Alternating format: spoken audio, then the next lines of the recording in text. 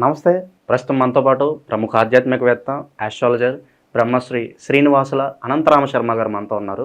గురుగారితో మాట్లాడేద్దాం. గురుగారు నమస్కారం. నమస్కారం అండి. సింహార్పణ. గురుగారు, మే నెలలో వృషభ రాశి వారి పరిస్థితి ఎలా ఉండబోతుంది? గురుగ్రహ సంచారం కూడా ఈ నెల జరుగుతుంది. మరి వీళ్ళకి మంచి ఉంటుందా, చెడు ఉంటుందా? ఎలాంటి జాగ్రత్తలు తీసుకోవాలి గురుగారు ఓవరాల్గా? వృషభ రాశి వారికి ఈ మే నెలలో గురుగ్రహం అనుకూలించదు. సంచారం చేస్తున్నాడు. గురువు దేవతల గురువు అయినప్పటికీ ఆయన వీళ్ళకు చక్కటి ఫలితాలను ఇస్తాడు అనేది పెద్దగా కనపడదు. కొంత మాత్రమే వీళ్ళకి సహాయం చేస్తూ ఉంటాడు, మిగతా కొంత మాత్రం ఆయన కూడా చేతులు ఎత్తేస్తాడు. ఆ విధమైన పరిస్థితి వీరికి కనపడుతుంది. ఒకటి, వీరికి అకాల భోజనం ఒకటి చేస్తూ ఉంటాడు. ప్రతి వారితో విరోధాలు ఎక్కువగా పెట్టుకుంటాడు. ఏది మాట్లాడినా ఆలోచన శక్తి ఉండదు వీళ్ళకి. ఇప్పుడు ఎదుటివాడు మంచి చెప్తున్నాడా, చెడు చెప్తున్నాడా, ఈ ఆలోచన శక్తి ఉండదు. దానికి ఇంకా ఎగ్జాంపుల్గా ఎట్లా చెప్పాలి అంటే, మన ఇద్దరం బండి మీద పోతున్నాం, నువ్వు స్టాండ్ తీయలేదు, సార్ స్టాండ్ చూసుకోండి అని స్టాండ్ తీయలేస్తారంటే చెప్పేది మీ మంచికే, అయినా వినరు.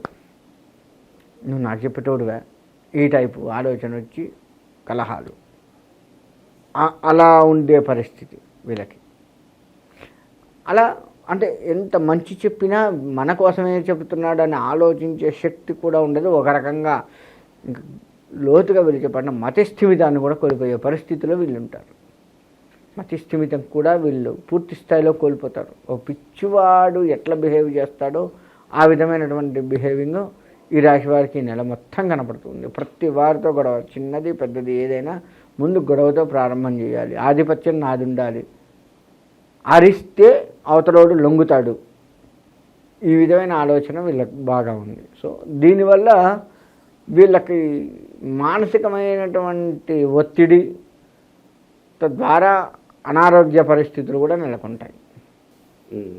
ఇక్కడ శుభకార్యాల పరిస్థితి అండి గురుగారు? శుభకార్యాలు చేస్తారు. గొడవతో మొదలుపెట్టి శుభకార్యాలు చేస్తారు. కొంతమంది గొడవతో మొదలుపెట్టి శుభకార్యాలు ఎట్టకేలకి వాడికి చెయ్యాలి. అమ్మాయికి పెళ్లి చేయాలి, అబ్బాయికి పెళ్లి చేయాలి, అదే టార్గెట్ వీళ్ళకి. ఆ విధంగా మొత్తానికి శుభకార్యాలు అయితే చేస్తారు.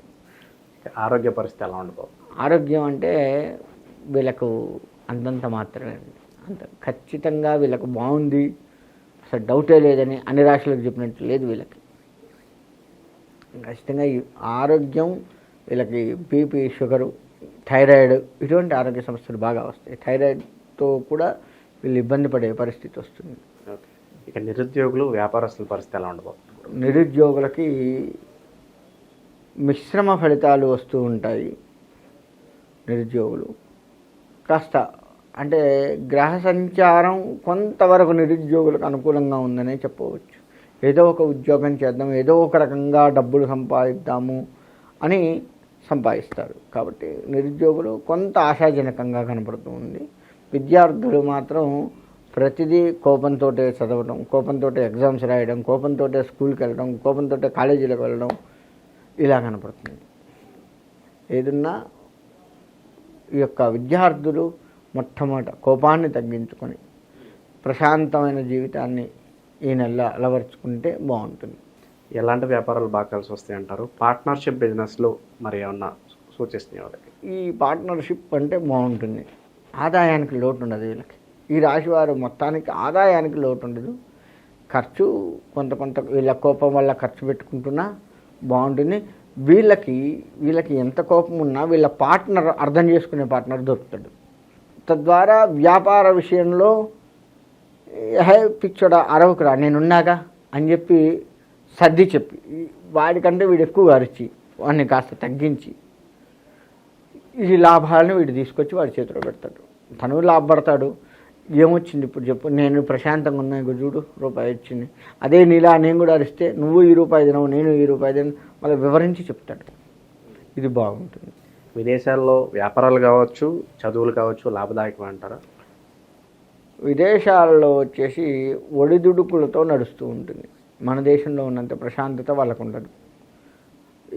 విదేశాలలో వ్యాపారం చేసే వారికి ఎక్కువగా కూడాను మిశ్రమ ఫలితాలు వస్తున్నాయనే చెప్పచ్చు. వీళ్ళకు మాసాంతంలో అంటే లాస్ట్లో 30 వంతు లో లాస్ట్ చివరి వారం 10 రోజులు ఎట్లా ఉంటుందంటే అనుకూలం అవుతుంది. ఈ మొదట 30 వంతు ఉన్నటువంటి కష్టానికి కాస్త బయటపడేది కనబడుతూ ఉంటుంది. ఇంకా మెరుగైన ఫలితాల కోసం వీళ్ళు ఎలాంటి రెమెడీస్ చేసుకోవాలి గురుగారు? వీళ్ళకి అత్యంత మెరుగైన ఫలితాలు పొందాలి అంటే గురు ఆరాధన మంచిది. మీరు గురు ఆరాధన అంటే దత్తాత్రేయ ఆరాధన కనుక చేసి, లేదు బాబా గారి గుడికి వెళ్ళడం, లేదు గురువుల్ని ఎక్కువగా ఎవరైనా బ్రాహ్మణుని గురువుగా నమ్మి ఆయన చెప్పినట్లుగా చేయడం, లేదు వీళ్ళు సన్యాసులు ఇప్పుడు ఉంటారు కదా పీఠాధిపతులు, అటువంటి పీఠాధిపతుల దర్శనం ఎక్కువగా చేసుకొని వాళ్ళ ఆశీర్వచనం పొందడం ఎంతైనా మంచిది. గురువు అనుకూలత కోసం ఎలాంటి దానాలు చేసుకుంటే బాగుంటుంది గురుగారు? గురువు అనుకూలత కోసం వస్త్రదానాలు ఎక్కువగా చేయాలండి. గురువుకు సంబంధించిన ధాన్యం దానం చేస్తూ వస్త్రదానం మీరు చేయాలి. చేస్తూ ఉంటే ఇంకా మంచిగా ఉంటుంది. మనకి మే నెల అంటేనే వైశాఖ మాసంతో కూడుకొని వస్తుంది. వైశాఖ మాసంలో నారసింహస్వామి వారి ఆరాధన ప్రాముఖ్యత వహించి ఉంది. కాబట్టి అన్ని రాశుల వారు కూడాను ఈ మే నెలలో విష్ణుమూర్తి ఆరాధన, మనకి శత్రు సంహరణ బాగా కావాలి, దానికోసం నారసింహస్వామి ఆరాధన చేస్తూనే విష్ణువుకు సంబంధించి ఈ నెల మొత్తం కూడా ఆరాధన బాగా చేసినట్లయితే మంచి ఫలితాన్ని ఇస్తూ ఉంటుంది. అంతేకాకుండా మే నెలలో చేయాల్సిన దానాలు అంటే వైశాఖ మాసంలో మన శాస్త్రం కొన్ని దానాలు చేయమని చెప్పింది. అంటే వస్త్రదానము, నీటి దానము, నీళ్లు కూడా వైశాఖ మాసంలో దాహార్తి తీరుస్తూ ఉంటాయి కాబట్టి అటువంటి దానము, అంతేకాకుండా ఛత్రదానము, చెప్పులు దానము, ఇటువంటివన్నీ కూడా పాదుక దానం అంటారు. ఇటువంటి దానాలు కొన్ని చెప్పబడి ఉన్నాయి.